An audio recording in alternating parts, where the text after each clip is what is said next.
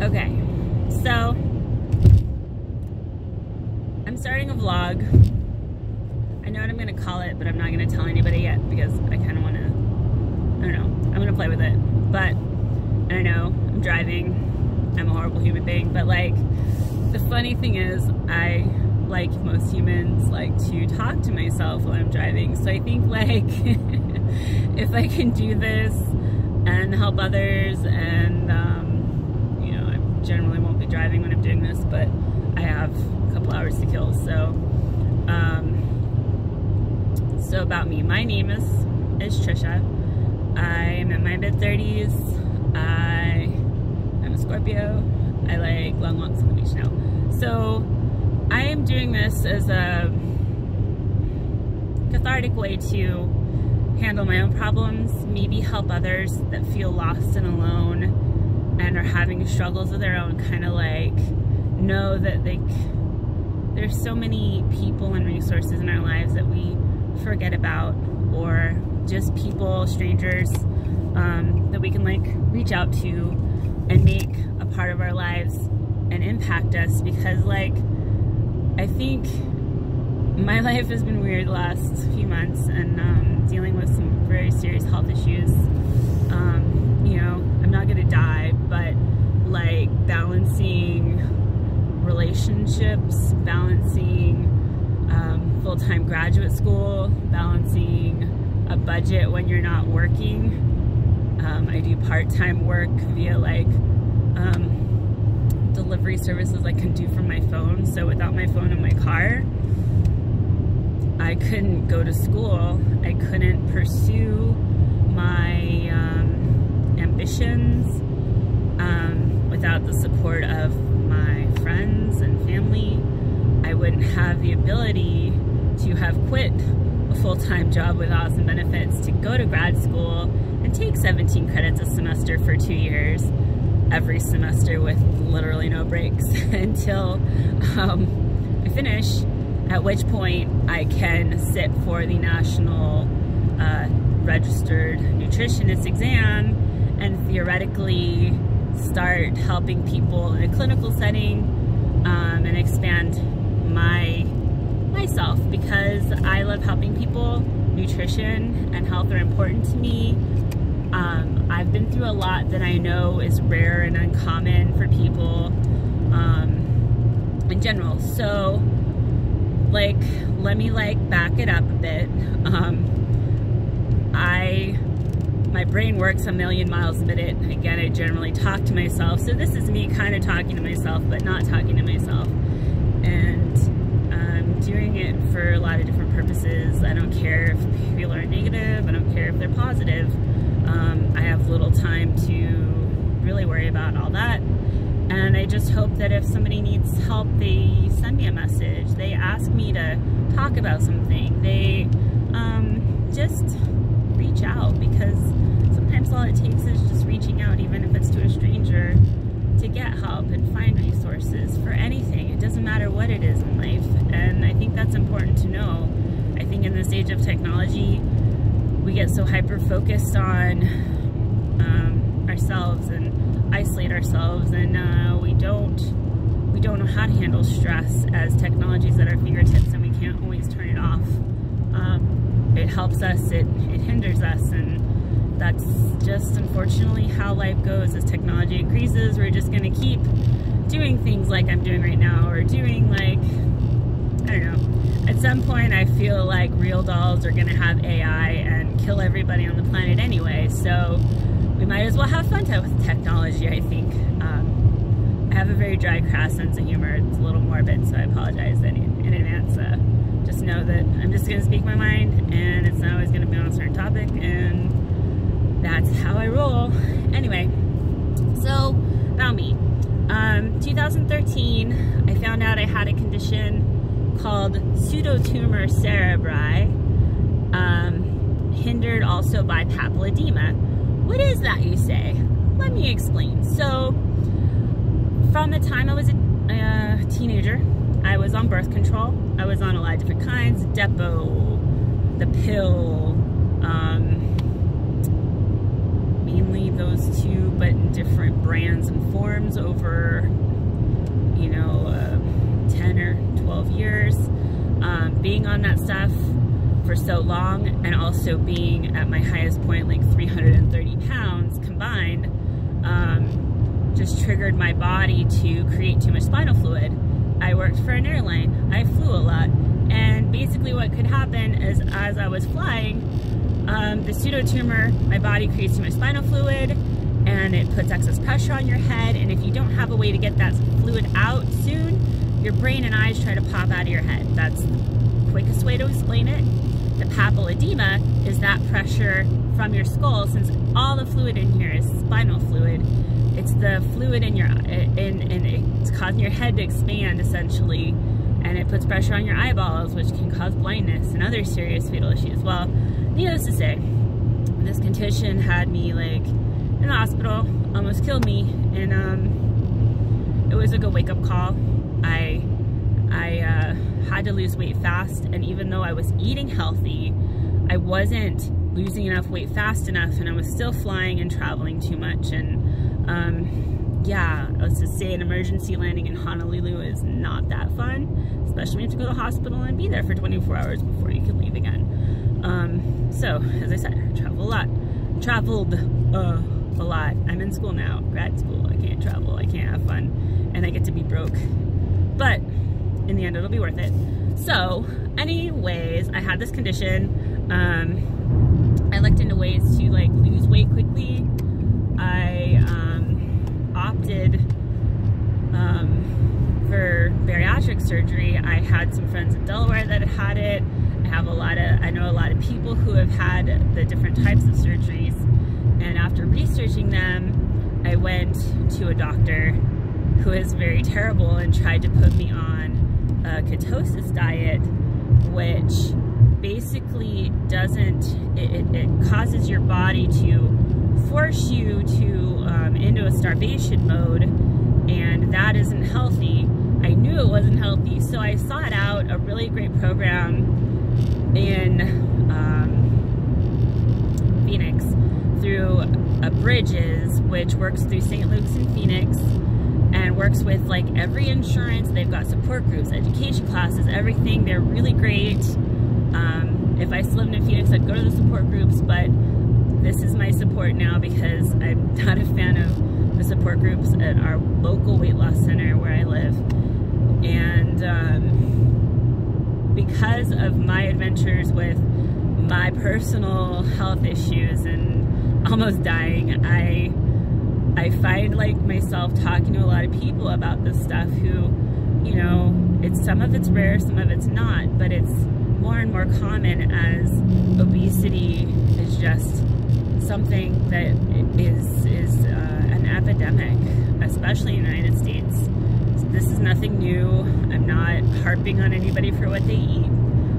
It's just a reality in our society. So I've had, through my own experiences, I like to share that, and I've actually helped and mentored a lot of people going through bariatric surgery.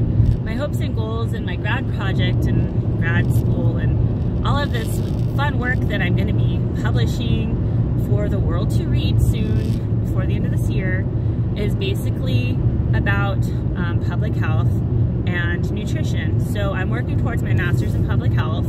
Again, at the end, I should be a registered dietitian. It's not to say, I don't know, you just don't know. I may never finish the program, who knows? But that's my goal right now, because you know, I help a lot of people with this stuff already.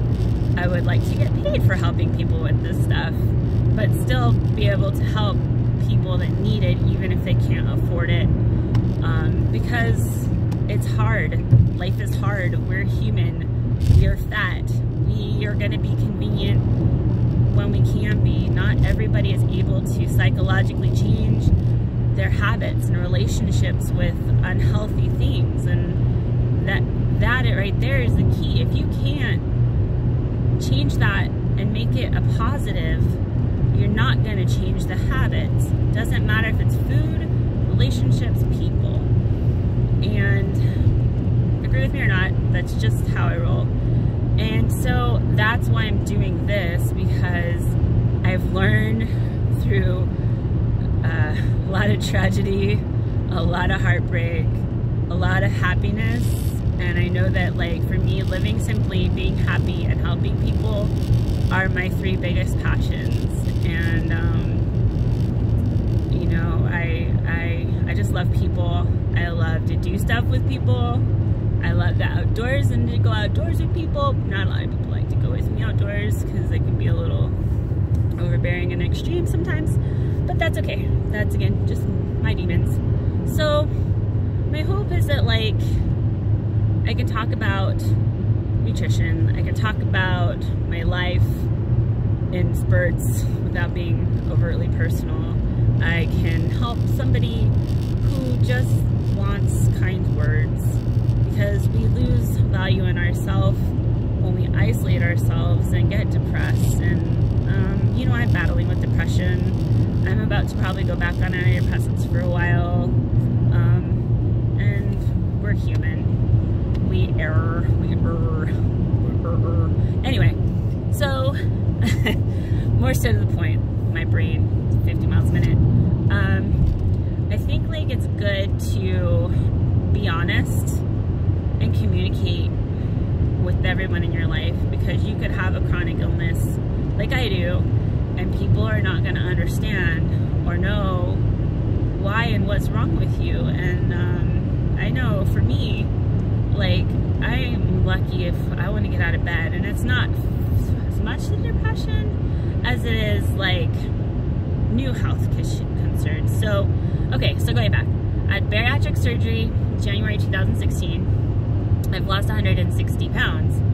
And though that's been good, and though I'm, like, now a size 12 from, like, a size 26, it's long, you know, it actually has only been 3 years, but for me, that's like a lifetime of stuff, because I've had to adjust to not buying, like, clothes that I feel just are not attractive. Now I can buy clothes that fit me well. I can, like, feel attractive when I go out. You know, I have to do for me, because that's important. And I'm still working on self-image. I think we all have these sort of worries, concerns about what others are going to do or think or say, and they do influence our decisions for ourselves. But I know for me, I'm just trying to just do me, and, you know, I'm definitely one of those people, you take me as I am, or you literally don't take me at all, and I'm okay with that. You know, you like me, you don't like me. I can be overbearing, I can be a pain in the ass, I can be a little bitchy, and that is me. Like, so anyway, I had bariatric surgery. I have since lost a bunch of weight, but bariatric surgery brings a whole nother set of health problems. I'm deficient in nutrients every day. If I don't eat right, if I forget to eat, if I'm depressed and don't eat, there's a lot of detrimental stuff out there that I think people going through bariatric processes don't get enough resources for or help. And so I'm hoping that, like, after I finish my master's program, that, like, I'll be in a place that I can help more specifically people struggling with bariatric troubles and their bodies, but also people who want to live healthier lifestyles, because I think all of us could benefit from having, you know, having someone to talk to sometimes. Like, that's why psychiatrists and psychologists, like, make so much money, because we all need that third voice sometimes to just be like, why are you doing that to yourself? What are you doing it for? That's bad. Stop it. And I know it sounds much more simply said than done, and it always is, but I think sometimes that's why it's good. Therapy's good. I've been in therapy a lot. It's a healthy thing, I think, for people to see these patterns that they make and kind of, like, choose to be able to see the patterns and try to, like, stop doing that. And, you know, you may still make the same mistakes, but I think recognizing that it's a problem and making a decision to do something about it, regardless of what that decision is, you know, a step towards some sort of resolution. And I'm not saying it's going to be healthy resolution. I don't know what it could be, but I think seeing the patterns and finding ways to fix them or move on from them is healthier than bottling it up. And I was talking to one of my family members today, and like, I think as humans, we do compartmentalize so much stress because of our society, because we're, especially in the United States, we work to live and not live to work like they do in other countries that I visited. And it bums me out that we are so overworked, and as everybody in the world, just in general, life is getting more expensive, wages are not going up, blah blah blah. So my hopes are that, like, maybe this will reach one people maybe this will reach one person, maybe it'll reach, who knows, but like, please reach out. I don't care what the problem, I don't care what the question, I don't care if you hate me, just never hesitate to click on whatever and send me a message or comment. I don't always respond, but like, I will end my time and I will be there, you know, and that's who I am in a roundabout nutshell. Anyway, leading back to last year, so I've lost all this weight. I was really good for the first 2 years. I logged everything I ate, I logged my weight, I was exercising, I loved to kayak, I was trail running, trail running-ish. I signed up to do this awesome marathon in Flagstaff with some friends and my sister on June 1st. Never done a mud run, never been a weight or healthy enough to do a mud run. So I was really inspired by a friend of mine's cousin who came out here and did a Spartan race, and though she struggled, like, just talking to her was enough encouragement for me to sign up for one, try to train, and just have fun with it and challenge myself, because I need to do that stuff. I want to be healthy and I want to be happy, and I want to be there for the people around me as much as I can without, like, you know, without too much self-sacrifice, but still, like, there for them. And it's a fine line, double-edged sword, but that's again, I come from a family of people with big hearts, and I just overdo it sometimes, but I try to catch myself and not let the world fall apart, because I'm trying to do good for other people when I also need to help myself. So again, just talking, killing some time. I shouldn't be doing this while I'm driving, so don't judge too harshly. Anyway, so I last year I was diagnosed with, like, hyperthyroidism and Graves' disease. It seemingly came out of nowhere, but the thyroid is a fun, fickle thing. I also have a nodule that may or may not be cancerous, but as with cancer, you just roll with it how you gotta roll with it. But this stuff throws me for a loop every day.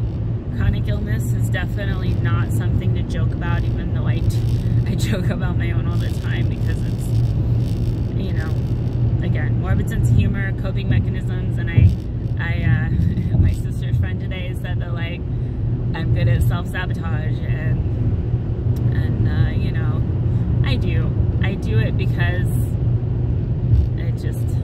it happens. I talk a lot, I downplay what I do.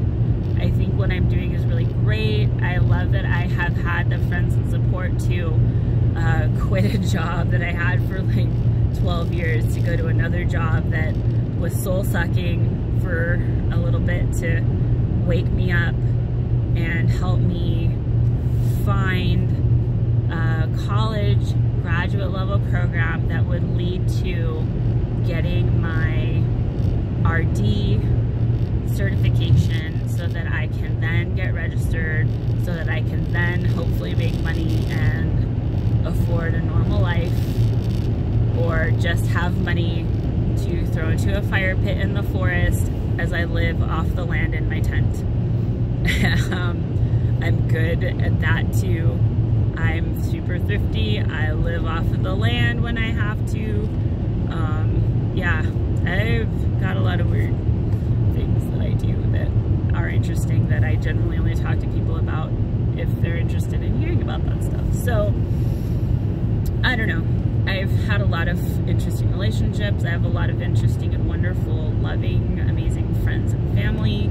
I have a great support system, and without them, I know I would fall apart. So I think reaching out to people on social media in the world is now at our fingertips, and to not use that for both healing myself and maybe helping others seems like a silly thing to not take advantage of as I put myself out there and, you know, deal with whatever. But honestly, I don't care what anybody thinks.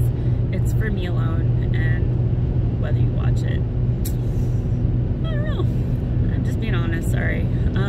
Anyway, so again, back to me again. So going back to my health issues, I have found out about hyperthyroidism and Graves' disease and possibly cancer, and I dealt with a couple of skin cancer scares in 2000 and 2001. So cancer, especially melanoma, has killed a lot of people in my family, and you know, it's definitely not a joke.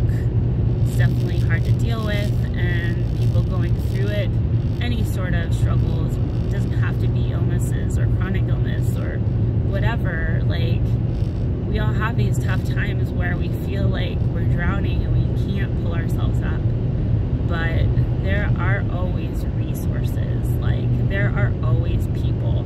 You don't have to pay for it. You just have to want to do better and put time into it and be patient, knowing that these changes are not going to happen overnight. You're not going to wake up one day and be cured of your illness. You're not going to wake up one day and have $1 million.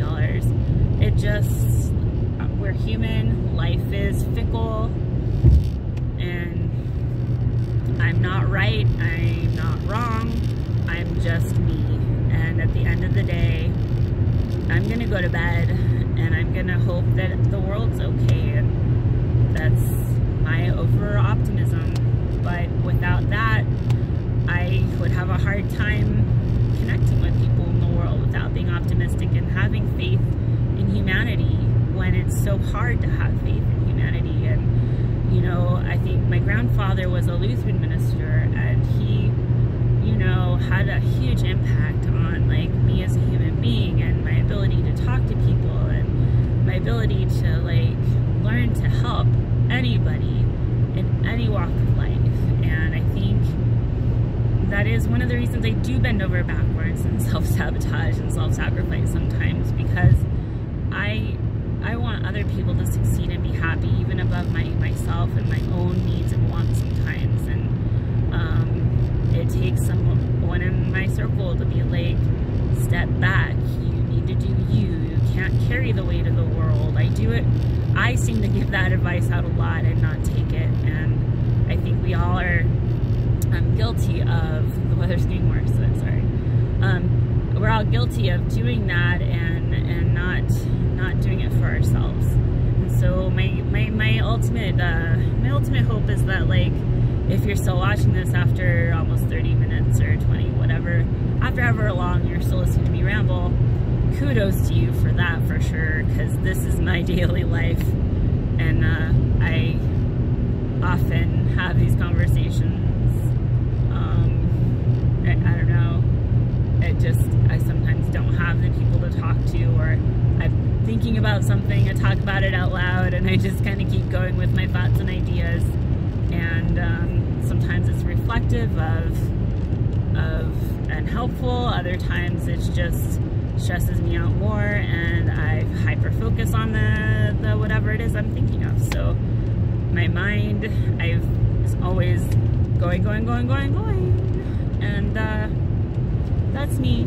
That's what I want to do, and I want to help people. So